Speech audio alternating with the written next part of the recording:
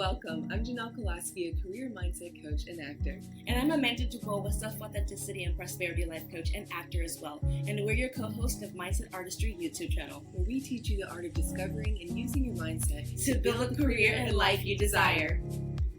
Hi, everyone, and welcome back to Mindset Artistry. Now, this is going to be a very divine episode that is going to explore spirituality with our special guest, Lindsay Kluin. Lindsay has been a spiritual counselor for 15 years, using a blend of mindfulness techniques, cognitive behavioral approaches, and intuitive energy to support health, clarity, and inspiration in her clients. Now, this combination of traditional counseling methods with meditation and intuitive reading and healing work has been linked to profound healing. It can reconnect people back to themselves in a flexible, individualized way. And for over a decade, this was her side passion project, which I know very much how that feels as you're working the 9-to-5, the day job, and she worked in the software space full time. And in the fall of 2022, Lindsay began focusing on this practice full time, which she is now living her dream job. And so welcome. Thank you for coming on this podcast with us. And I want to start off by exploring how you consider spirituality as the desire to experience and be supported by that which is like greater than ourselves, that which weaves through and connects us all through all things, like which can be many different things, and people say it in different ways, like, based on the individual preference, energy, God, universe, consciousness. So tell me a bit about that. Yeah, I think it's something that everyone experiences in a different way and may use different words to describe it. So I try to keep the space as open and fluid and flexible as I can to just welcome what any one person's experience of this is, right? What we're calling spirituality. And even spirituality, I'm calling myself a spiritual counselor.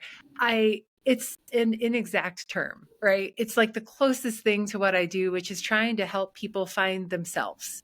And so for some, that's through meditation. For some, that's more mindfulness techniques. For some, that's considering their anxiety and figuring out tools to be able to stay more present when they feel anxiety crop up, and all sorts of other things too.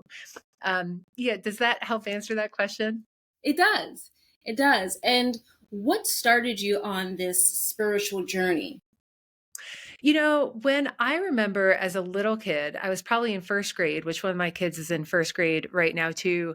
I remember being very introverted and daydreaming all the time. And it was in that daydreamy kind of space where I remember a few different times falling into this really incredible experience of like expansive peace, where like the best way I could describe it, and I felt it a few times since, but it's like this moment of feeling interconnected with everything all at once. And I remember not really talking to anyone about it, but I would feel it on occasion. And so I knew it was, something I had within me that I really cared about. And it took me a long time then to come to where I am today, running a practice like this full time, but it really has been a part of me from the very beginning. I love that. I think so many times we know what, like a big part of what we really want to do in life when we're very young. Usually when I'm working with clients, like what lit you up before anybody told you how to live? Mm-hmm. And even maybe at the time, like you said, it's evolved. I think that's really cool. And I also love how you said here that you're fascinated by how people's bodies, brains, and psyches work together. And that's been a new thing for me, because although I grew up with my own spiritual experiences, I got really stuck in my brain. And I recently had some teachers like have to bring me back to my body, because I couldn't, like, the spirit couldn't come through because I was so like cerebral. And then when I finally processed the pain I was actually feeling through breath work and all of this, then my truth could really come out. So I would love anything that you have to say about all of that. Yeah, I love that. I think oftentimes I see that as a certain type of intelligence where your intellect or your thought processes are trying to protect you, right? And so a part of us, because of pain we've had, we say, oh, well, there's these things that happened in the past. It could mean that these things that are coming down the pipe in the future may have these elements of challenge or fear or something in them. And so we can get hung on certain types of thoughts that then prevent us from feeling what actually is, because those thoughts are never real, right? It's always the thoughts are always back in the past or out in the future. What's real is the body, is the breath, right? Our body cannot help but be in present time. And so it's why when we breathe and do breath work, do this body work, it brings us back here. This is what's real. And then slowly but surely over time, we kind of re-inform even the thoughts to work with us, as opposed to the thoughts really being caught in more fear that's trying to scan and protect us. We can kind of re-inform that part of ourselves to really support us to look for things that we want, as opposed to scanning for things that we don't want. I love that. Oh, I was just thinking, well, like I'm so grateful my teachers helped me, because even last night I was having a lot of anxiety about today. And then I constantly have to be like, where's your body? Feel it on the floor. Or I'll have to like breathe a box count, like breathe in 4, hold 4, put out 4, like just to try to, because my mind can really go. And I used to get really frustrated and just give up. So is there a way that you help your clients get through that? Because if you're so cerebral and you've just been introduced to this, finally I'm integrating it now. Don't know if I could have done it quicker. That would have been nice, but it's still hard for me to remember. Janelle, how does the blanket feel touching your skin? Where are you right now? It's hard. Yeah. It is hard. It is hard. And I know, because I have been there, right? The reason I could do this work is because I have gone through so many spheres of different pain and challenges, and anxiety was one of the kind of primary challenges in how my pain surfaced. And so, yeah, there's a ton of different tools that are available to us. When I first started doing this work a long, long time ago, about 15 years ago, what I really enjoyed at the time, I was racing bikes. I was a mountain bike racer for a long time. I know it's kind of random. I've done a lot of different things, but so I was an athlete. I was down in Colorado Springs. I had some support at the Olympic Training Center down there. And I remember a yoga studio gave me a sponsorship, and it was during Shavasana in my very first yoga class ever, where during the Shavasana, I recognized, oh my gosh, my thoughts never stop. It had never occurred to me that my thoughts never stopped, right? And so, well, this was that was when I was, that was maybe 20 years ago when that happened, maybe a little more. Fast forward a couple years, and I was in Boulder, and I got exposed to Reiki and some energy healing techniques. And I experienced some really profound healing and working with a few people who then I started taking classes in that space too, of recognizing how just through this kind of more spiritual energetic lens, which yes, is kind of woo-woo-y, but I love it and it works, that when we look at things from an energetic standpoint, that we're not our body, we could consider ourselves as like a spark of consciousness, a spark of God, a spark of energy, however we want to call it, that's with our body. And looking at it that way kind of reframes these challenges that we meet, where we say, okay, my body has learned some of these coping mechanisms, right? Anxiety, again, it's kind of a coping mechanism that our body is trying to protect us.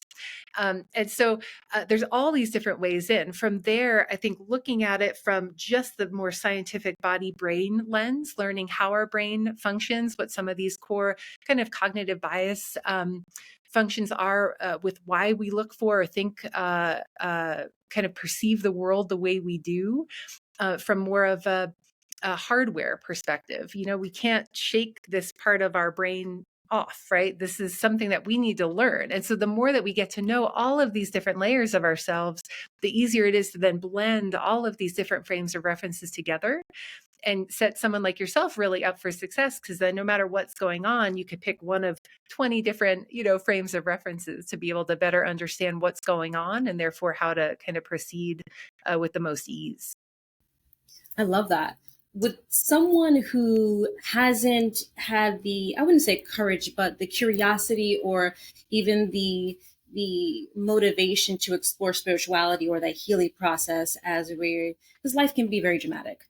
However that looks for the person, and it's very individualized. It's so chaotic. The world outside of us can be very, very chaotic.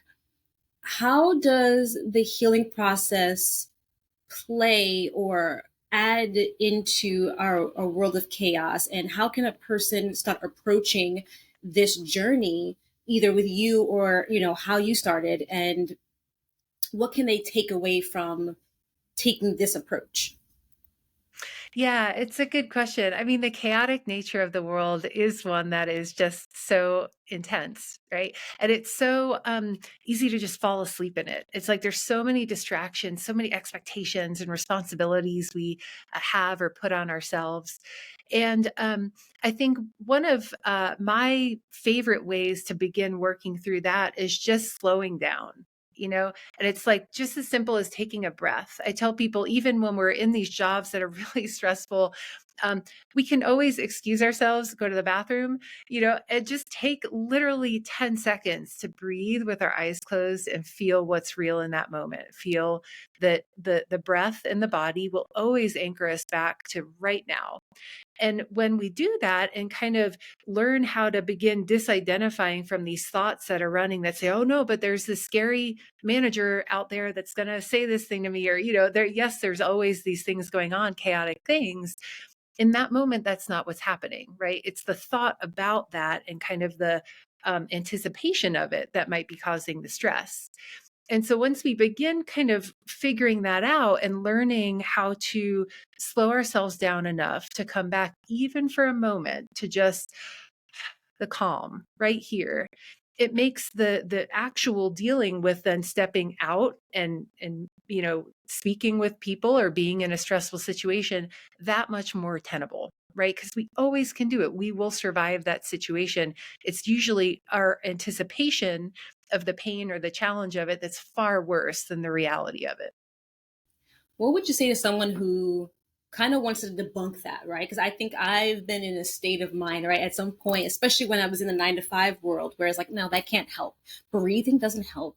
Thinking positive thoughts doesn't help. Saying positive things every day doesn't help. What would you say to someone who is in that state of mind that is contradicting either the overcoming of that healing process or that spiritual connection? Well, I mean, I think it can take a lot of time, right? I don't think, and I don't think it has to. I think for some people, it can be very quick when they understand, oh, even believing that thought, it's not going to work, right? So, and we catch and go, oh, that's a thought. That's not the reality. I'm thinking that. And, you know, I want to honor that too. Sometimes for people, they'll be in that space for years. I was, right? And so I have tremendous empathy for people being in different cycles of pain and identifying with something they feel trapped in, right? I think what you're kind of getting at is feeling trapped. Is that right? Yeah, trapped and maybe in a, how do I say it? Not in a delusional state, but like a delulu, but like a state of denial. Yeah. Yeah. Well, in a state that says the world around me has shown me, maybe my entire life, that it's scary and it's hard and it won't get better. Right. And that's a very real lived experience and not one to just be like, no, no, no, just think positive thoughts. No, that won't work. There's something under this. I like to call it like pebbles in the shoe, right? It's like these deep spiritual or emotional pebbles in our shoe that no matter how quote positive we try to make ourselves be, there's still something there. When someone speaks to us in a certain tone, we feel a certain type of pain or we react a certain way or we get angry, right? And so it's like, what's there?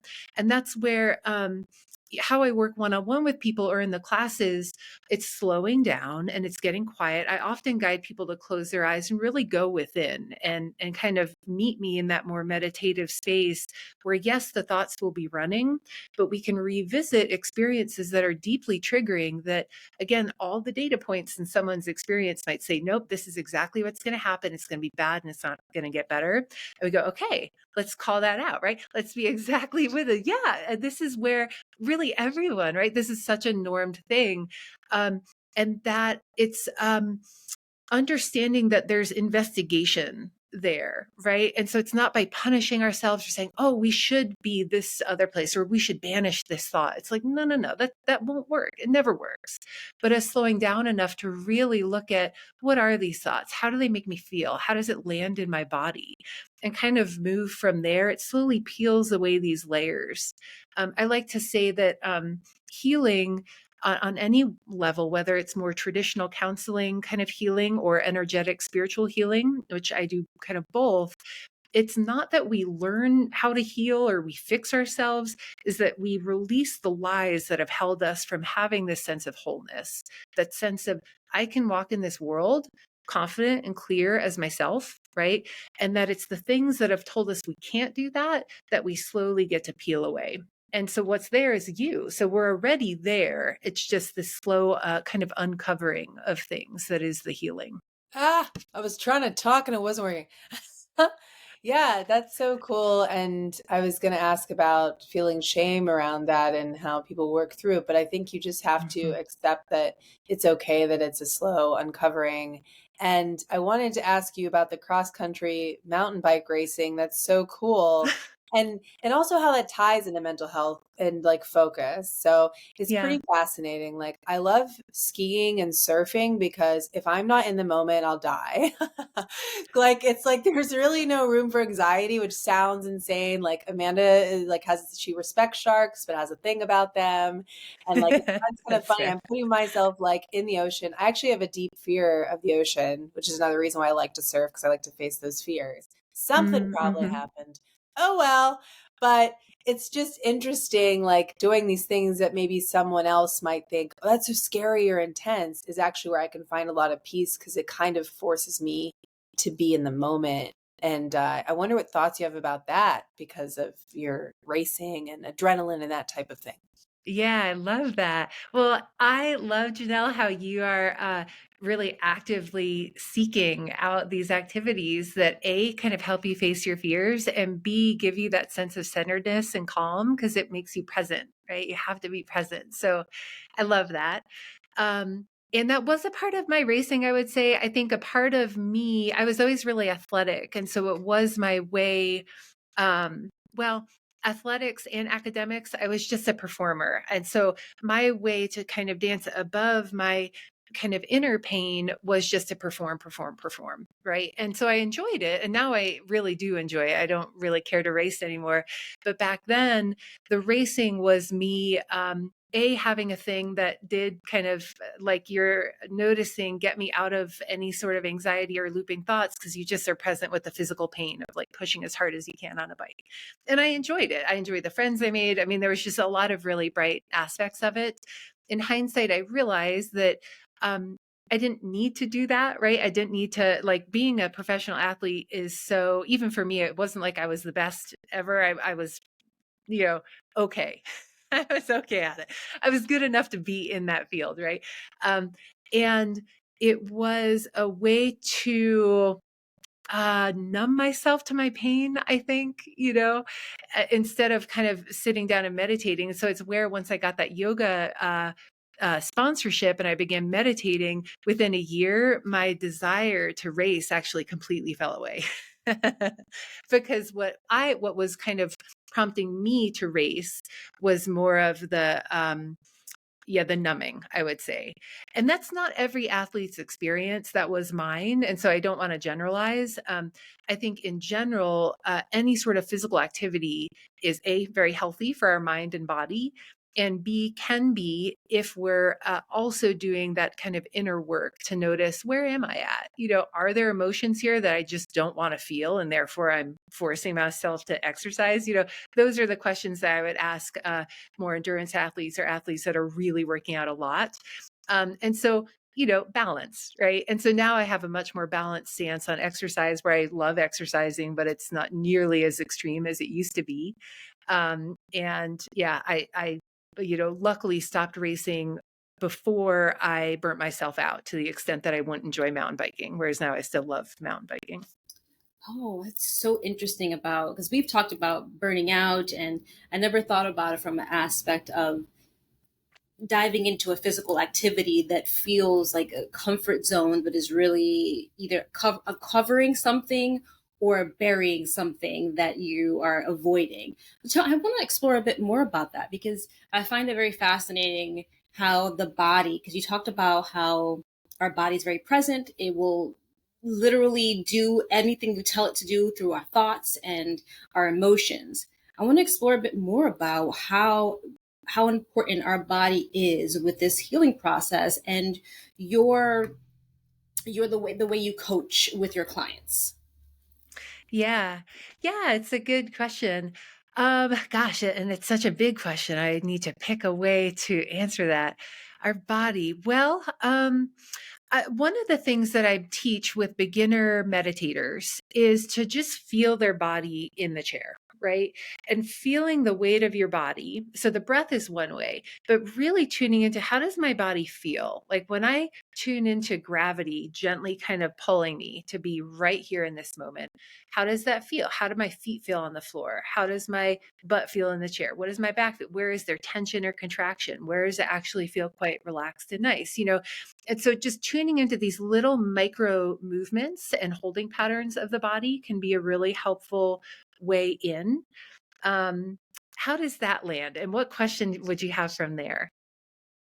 That's so interesting because I was thinking, as an actor and as actors and creatives, we've done a lot of exercises where, a teacher will make you sit in a chair or do an activity, and you would have to figure out how you associate or relate to the piece of paper that's on the desk, or how does your body relate to the chair that you're sitting in. So it made me really connect with that, because like, how is that linked to now to our creativity, to the way we internalize experiences, and how that can affect our emotions, but also bring up emotions that that are suppressed. Because a song can bring up an emotion that we've suppressed, a picture, even the image of a person that maybe is very similar to someone who either hurt us or someone who passed away, and we instantly feel that like energy or that connection with that emotion. So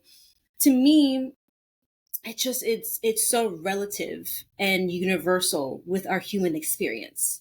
And so I love that you are brought that up and how that relates to your spiritual counseling. And what would you say is the most transformative, I guess, experience that a person can go through as they're going through this healing process and working with you as their counselor? Well, I think there's a lot. I mean, I love what you just said, and it made me think of how when we first really decide to work through what I would call trauma, right? Because everyone has some sort of pain from childhood, even a wonderful childhood. There's still going to be pain, right? Because human experience is pain, right? Human experience until we're fully awake, meaning not identified with thought, when we're fully present and we can be just right here and not caught in any sort of thought loop. Until we're there, there's pain. And that pain is really like I call it the wound where the light gets in. And meaning that where there is uninvestigated pain, there's something that holds us from being present. And so that's where the pain is the teacher. And what you just said, how even in acting class, you'll sit in a chair and they'll have you intentionally or kind of deliberately relate to some other object near you. It reminds me of this psychology concept where an emotion, when we're flooded with an emotion, and so I'm here, but I think a thought and suddenly this big emotion comes up. It takes about 60 to 90 seconds on a nervous system level for the flooding of that emotion to kind of move through us and then restabilize. So there's like a curve that happens. If, though, the emotion is so strong that we jump away from it, and this is what usually happens in childhood, again, even in a great childhood, right? Something happens, we're 5 or 6, we're beginning to get to that age where people are like, no, you're not just adorable anymore. We tell you no. And so you do something and they go, no, too big, too bright, too loud, too something, right? Or not enough something. And so the child, us as a 5-year-old, we jump away from that emotion, right? And we could call this disassociation. We could call it a million different things. It doesn't really matter. But it's where we kind of check out. We go, oh, that didn't feel good. And so as we become adults, whatever that kind of trigger is, or that kind of primary emotion that feels painful to us is, it gets piled on until we go back and go, okay, there's, so say our boyfriend or girlfriend, someone yells at us. I go, I feel that emotion again. And if we can be present enough to stay with that 60 to 90 second curve, it begins kind of it begins being, we're able to stay present through that type of trigger. And so the extent to which we could do that is the extent to which we could be with any other thing that's happening in the world, any chaos, any ups or downs with our partners, whatever's going on. We're able to stay present enough to be able to have these things move through us, right? So we don't kind of lose ourselves, lose consciousness, or then jump into anger, or jump into a defense mode, something like this.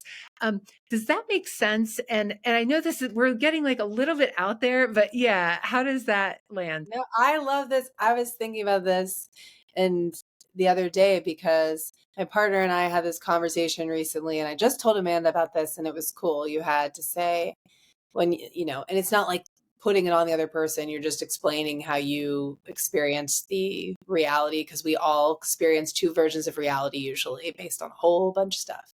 So it's like you had to be like, when you said or did this, it made me feel this. This is the story I told myself about that. And this is my biggest fear. So because he and I were coming from a calm place, he was saying some stuff that like I'm trying to work on as a human. And it's like, once I'll get through that, maybe I'll finally be present, because it's extremely hard. And then there's some other stuff that was completely surprising, but we started calm. So even though it was like a little bit of like ooh, I don't want to hear that, I was able to stay with it. But I think what a lot of people struggle with, and I definitely do, is if like there's that fight or whatever that comes out of nowhere, and then you're like here, and then you keep going, and then like, well, they'll talk about how even if it's a bad feeling, a familiar feeling is something that feels safe, or it can just be so difficult to just like go through that by yourself without spewing it on other people when you're both so heightened. And so I would love anything you have to say about all that, because that is fascinating. So many people say it's so hard. Like, I know all these practices, but in the moment, it's really hard to get there. It is. It is. And it's why our relationships, especially like our closest relationships, are going to be our best teachers, because they do escalate quickly, because there's a lot of emotion there and we care and we want this other person to love us and think we're great, And so as soon as something gets triggered that makes us feel like, oh, again, usually it ties back to something way earlier on that we don't even remember. We don't even know why this makes us defensive, right? And we can investigate that and find that. And you don't have to, right? You in that moment can just notice, I am escalating this, right? And so we get to kind of strong arm ourselves at times to go, okay, I'm going to learn. So like with my husband and I, we've done this work together because when we first got together 10 years ago, we needed to, right? And we loved each other. We still have so much love and passion for each other. That love and passion at first was big and bright. It burned big and bright. And so in fights, it could escalate, and that was our way in. And I realized, oh, when I feel like he's not hearing me or understanding me or whatever, I want to go towards him when he feels that he needs space. And so it was like this slow learning over time that now we can really laugh about, and we almost never fight because we quickly diffuse it, because we learned little tools like that of, okay, if I am feeling triggered, I really need you to step towards me and give me a hug and like show me in my body that I'm safe and that you got me. When he's feeling triggered, I need to give him a few minutes and let him come to me, ideally with a time frame that says, could we circle back to this in 10 minutes or something like that. So that I know and he knows and we're in agreement. So there's just a million and one little tools that we can use. But yeah, does that kind of thing feel like it would work for you? Yeah, that's really cool. And I definitely resonate with like, if I don't feel heard or seen, it's very scary for me, because growing up, it was with friends, it was with family, it was everybody's close to me. Like, if you didn't understand me clearly or I was misunderstood, I was shut out, and I never got another chance. And it also ties into having ADHD, and I genuinely have that, because I know it's like kind of cool now. It wasn't cool when I was diagnosed in the 90s. But I love Amanda because she'll remind me like, Nell, you don't need to over explain. But it's something people like me can kind of get caught up in, because it doesn't feel safe if you don't understand me.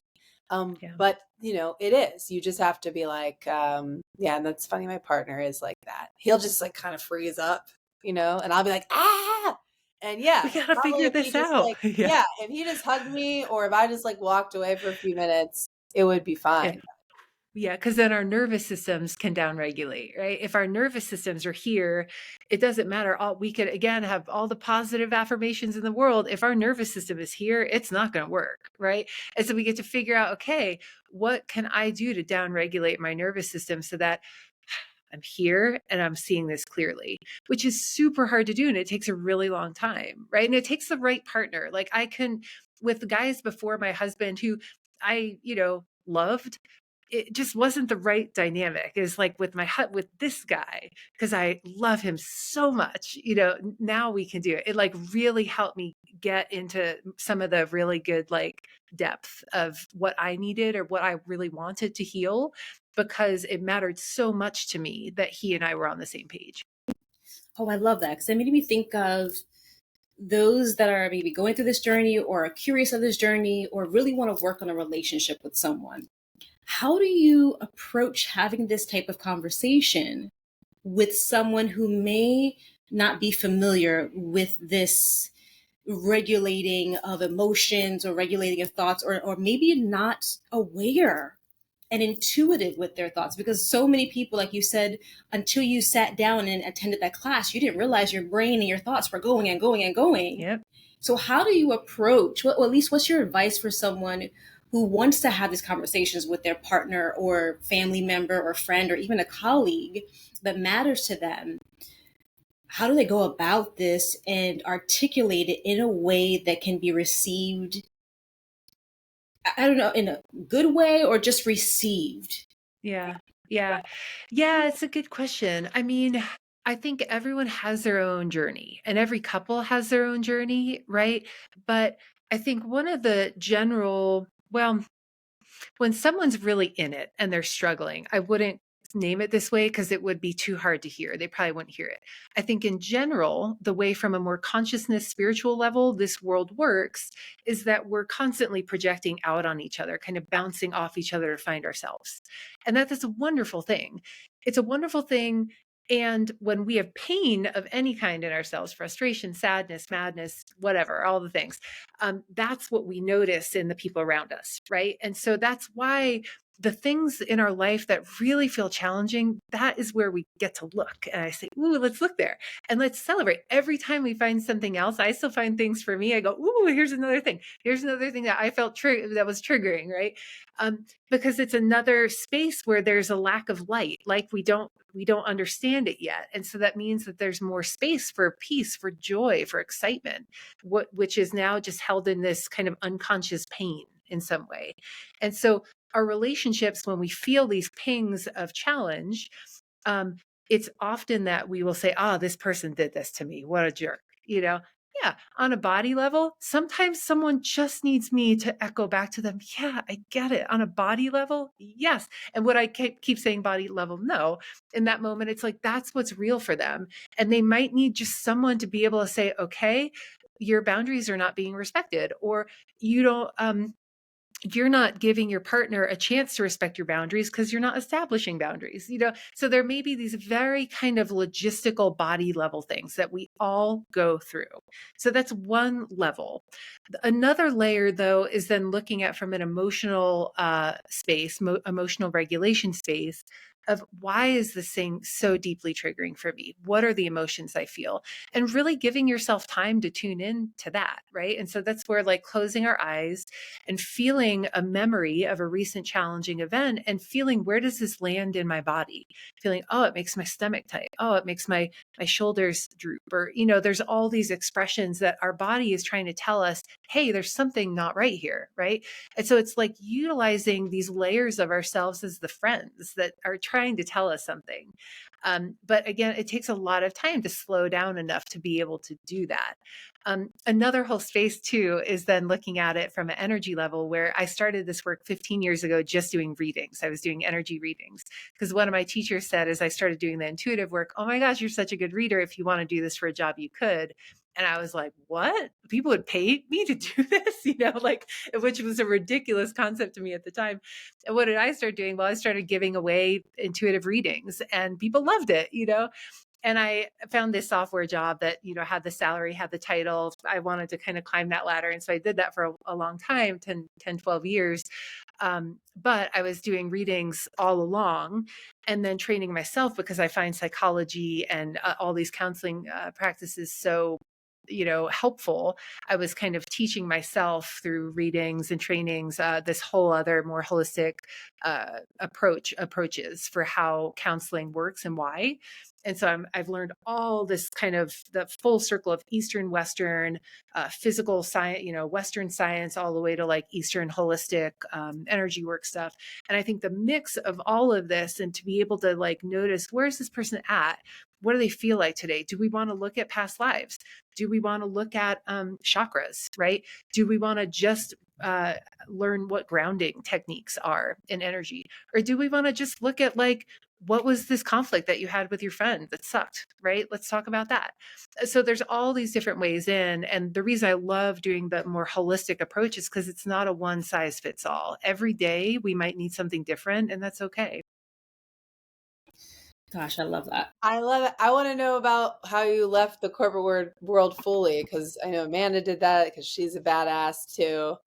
And I have my own weird ass version of how I built the career that I have. But before we move on to that question about that, I am curious. I think, Amanda, you're good at this, but how did you find the balance of like, protecting your energy while you're reading people, and not like in a negative way or not protecting your own energy? Like even today, this woman, like we're working and then she's like, my uncle just died. Like, and then she was like, cry. And then I was like, I started to cry because like everything, it was like, Yeah. And then of course she was like, I'm so sorry. I'm at work. I need to be professional. Everyone was looking at her and I was like, no, like go take a moment, And then everybody else was also stunned and they were like, yes. Because it was so intense. Like she didn't know that was coming. It was literally that abrupt. Like she'd know he wasn't sick. Like, so that's always interesting to me, people that work so closely with other people's energy and how you do all that. Yeah, because it's hard at times, right? Because I am empath too. Like a lot of people who have a little more anxious leaning, we just feel everyone's stuff so much, right? And I would say at first, when I started first learning intuitive energy techniques, it was very structured, right? With how they taught how you can work with kind of guarding energy and energy boundaries. Today, I have a very different take on all of this. And when we're starting in this field, for anyone who I'm working with who is excited, who is very intuitive, who really wants to be a reader, who wants me to help teach them how to do this work, usually I use metaphor or like symbols or constructs like a rose, like something that we could place outside of ourselves, just outside of our energy field, which I usually see about an arm's length around ourselves. So we imagine like an image of a rose, and that gets to sit there and be the thing that the energy of people go to. So instead of their energy coming here and coming into me, the energy just rests in the rose. So I can see that and I can feel them, but I don't feel it here in my body. I don't need my body to be the translating tool. And that's where I teach people to see instead of feel when we're really doing this work. And that's where, as a reader, now I have much less. I don't have any fear is the thing. When you first start doing the work, there's fear around it because we still have fear in us, right? So, and I've done a lot of my own work to the extent where it's like living as what I like to call a body of glass, where things just zoop, they move through us. And so, yes, I could feel their intense grief and then zoop, it moves through, right? So there's no problem there. And when we're a new practitioner or we're an empath that doesn't quite understand how to manage that and how to dance with other people's big energy while we're still in our own stuff, it really does matter to ground our energy, right? I like to use a lot of nature symbols. I like to train people to visualize roots that are holding them right around their hips, anchoring them into the earth. And those roots not only help us stay right here, but they help us just drain off anything that comes into our field that doesn't serve us, right? And so you can kind of get these constructs and imagery that's more than that. It gives you a lived experience of A, you having agency with anything that's moving around you and with you, and B, makes it so that you don't need to fear other people's stuff, right? You can notice it and then it just kind of moves through. Okay, so I'm so excited now because I love all things energy, and like I grew up in a very, I would say, spiritual family, and like my mom, I have seen things and experienced things, and Nell have seen things and experienced things, which is probably why we've connected, because we attract each other like magnets, like you said.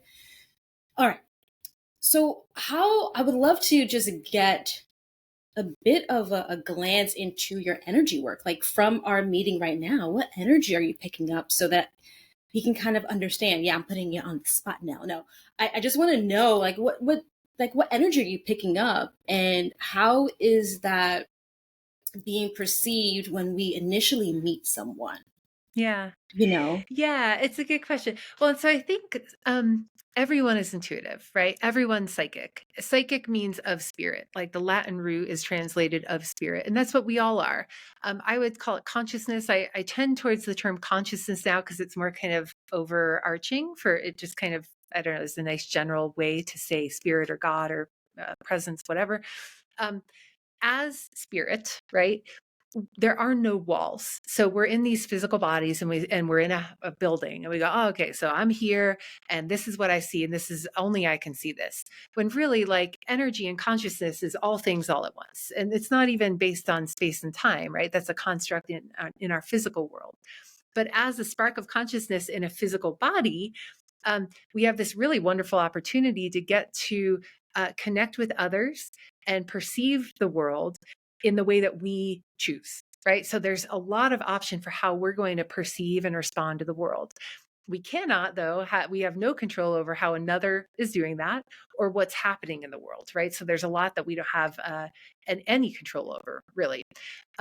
When we start looking at the consciousness side of things, and a lot of the teachings that I learned over the years and people that I've worked with who I love, will say things like, or really believe things like, well, if you think this, then it's going to make this happen. Right. And I call that like believing like anxiety's intuition. And I'm like, no. And do we have kind of quote control over our destiny because of how we're choosing to live now? Yes. Right. Because there is that law of kind of attraction, meaning if I decide, and this is a cognitive bias thing too, it's also a functioning of our physical brain. If I decide this world is good and is supporting me and is moving me forward, that's the experiences that are going to come back to me, right? So there's those layers of it. If we look just at the energetic side, though, and if I were to read you guys, there's a few things I would call out. One is if we were just passing on the street, we're all intuiting each other all the time. We don't call it that, and we usually don't give ourselves credit for that, but that's what's kind of happening under the surface, right? And so I might just feel more comfortable because I've been doing it for so long, calling it out and going, I see this about you, right? So, and like the other interesting thing for me is that I only read people when it's in a kind of very intentional space of we're sitting down because they want me to look at a certain thing, right? And the certain thing might be read me. I want you to tell me about me. And I go, cool, let's go there, right? And so I start reading. And in this moment, like reading both of you, I guess my question would be for you, Amanda, is there a certain thing that you have a question about that if you had clarity on it, you would feel like, man, that I would feel better in this moment if I had clarity on this one thing? all right. Well, there are so many things. Now, I think if I really wanted clarity on anything, it would be one way I can approach 2024 as my most intuitive and intentional self. Like, what could I do within myself, or how can I connect? Because I look at it as like I have my higher self. That's how I perceive things. I, see things as consciousness. I see, and I do believe in energy. And I was, as you were talking about law of attraction, I was rereading The Secret. So all these things, I would just want to know what it is that I am giving off that I can maybe alter my 2024 to be more intuitive, more on the reciprocal side of abundance, success, and creativity. Yeah. So just a little ask. I see. Okay. So you give me a simple question here. Thank you. Thank you. Of course. No, no, I mean, it's a good question. I mean, so what I hear in that question is that you have real clarity on your intentions, right? You do. Like, you know what you want to do. So if I were reading you, my eyes would be closed. If we were in a one-on-one session, I would read with my eyes closed. When I work with groups and I'm doing energy kind of reading work with a group, I keep them open. With one-on-one, I have them closed. With them open and us in this kind of like free-flowing situation, one of the things I noticed about you is that the balance of head and heart is something that you've been working on, and that you have balance there, and that the emphasis on heart, on the feeling self, is where there's even more opportunity, right? And noticing that the passion and the enthusiasm that you feel for things is what you get to use to guide you, right? Because you do then get to a little hung up in your head where you get stuck on the logistical nature of, well, we have to do X, Y, Z. And then it loses that sense of the true enthusiasm for why you did that in the first place, right? And considering this balance of head and heart, as I'm just mentioning that to you, is there anything else that bubbles up that you're drawn to share or ask? Yeah, I would say I think you hit it on the nail, because I am a very passionate person, and I think that's what drives me the most. But sometimes, or at least in the past, not so much now because I've worked on it again with that connection between head and the heart, is that I closed my heart for a very long time. And I was it was passion, but it was a head passion. It was logistical things. It was like, oh, that's what I have to do. That's what I should do. This is the I guess the persona that I need to be in order to succeed in the thing that I want to do.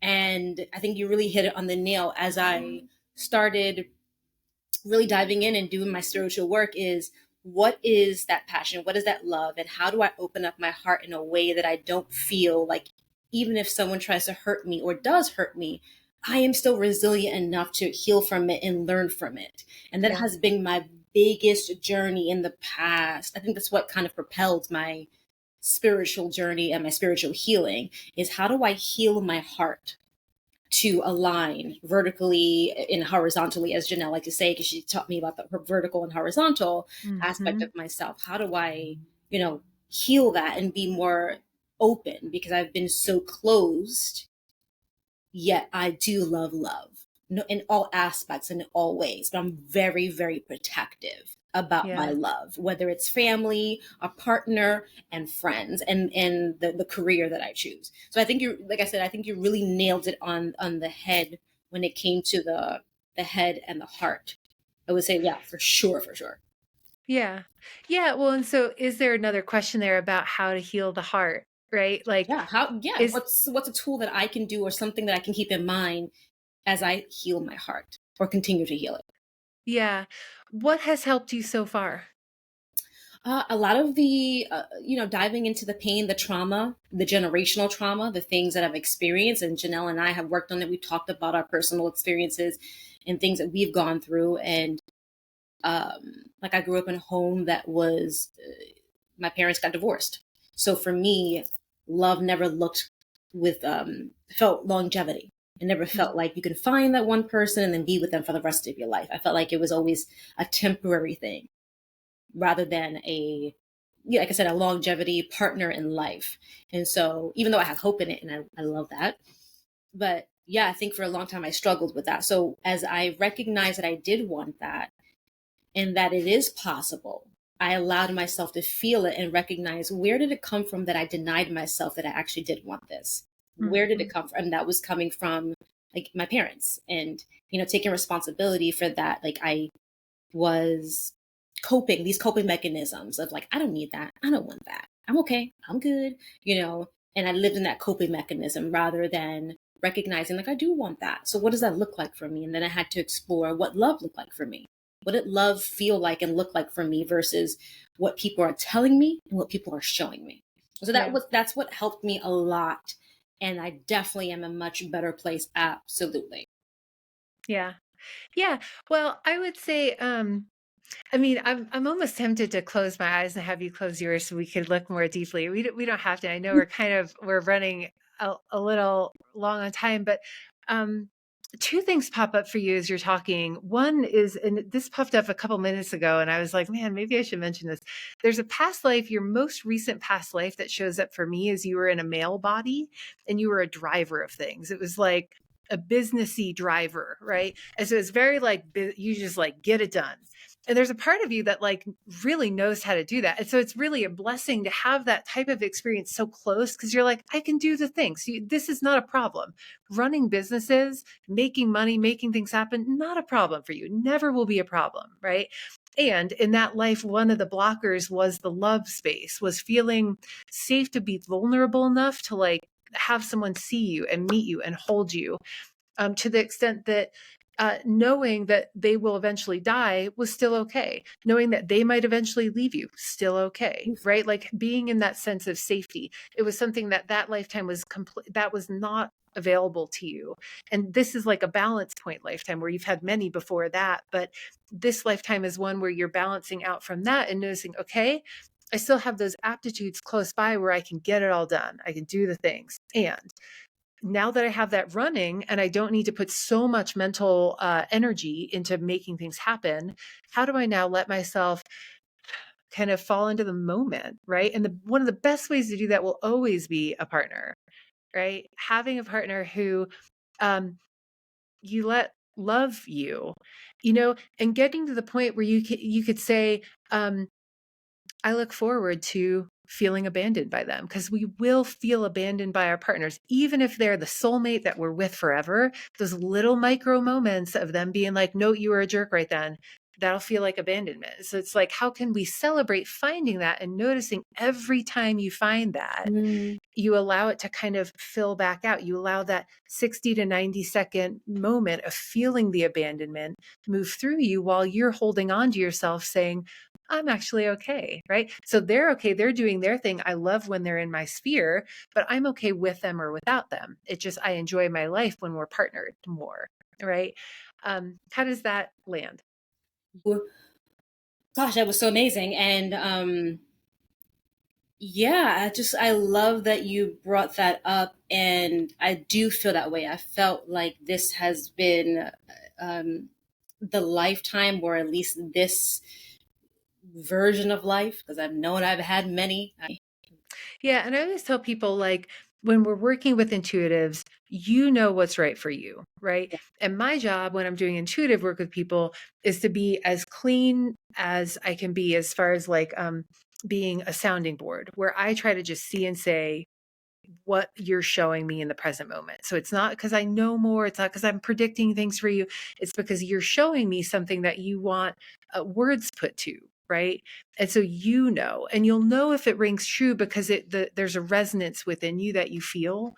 And you'll know if it doesn't ring true because there won't be that resonance. And it's fine. Like, no reader is going to be 100% always spot on for you.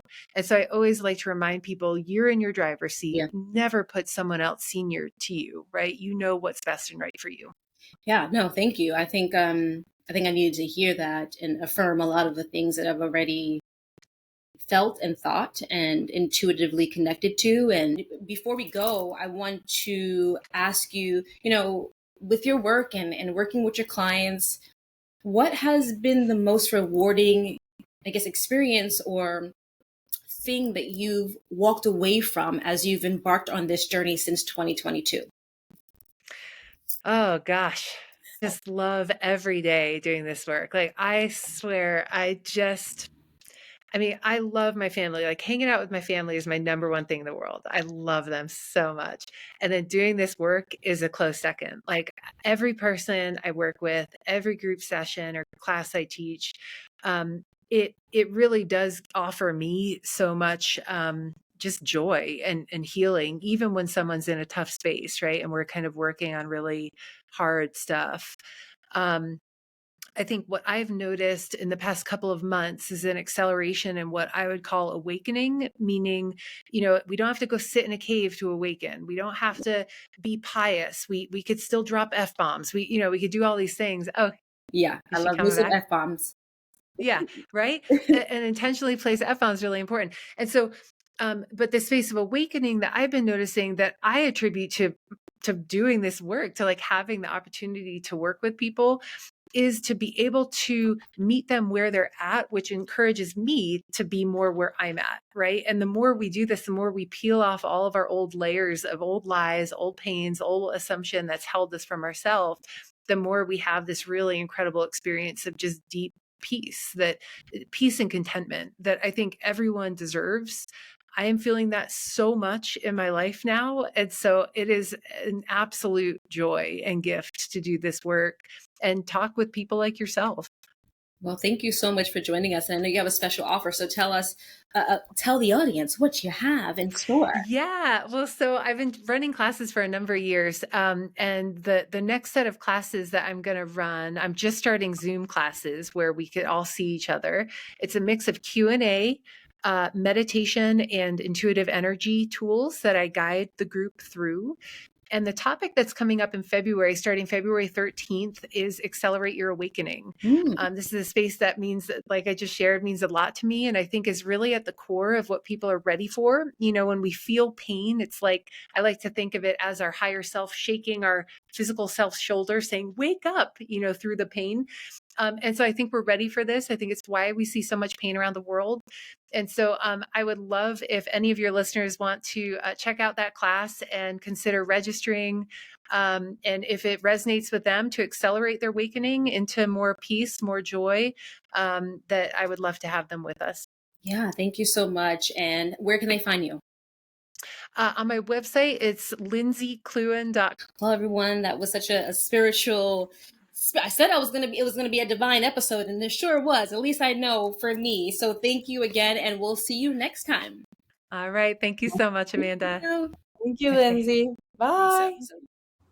What are your thoughts about this episode? Drop it in the comments and let us know what you want to dive into next. Subscribe, like, share, and click the link below to book a free consultation. And We'll see you next time.